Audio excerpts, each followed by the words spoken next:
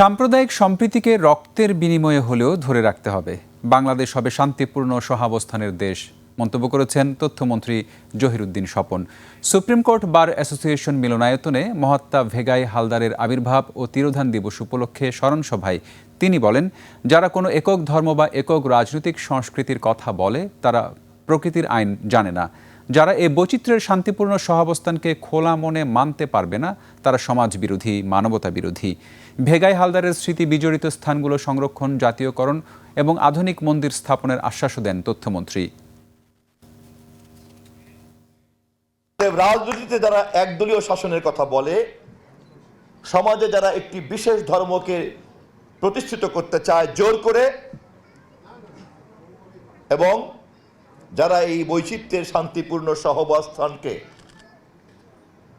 খোলা মনে মানতে পারে না, তারা সমাজ বিরোধী,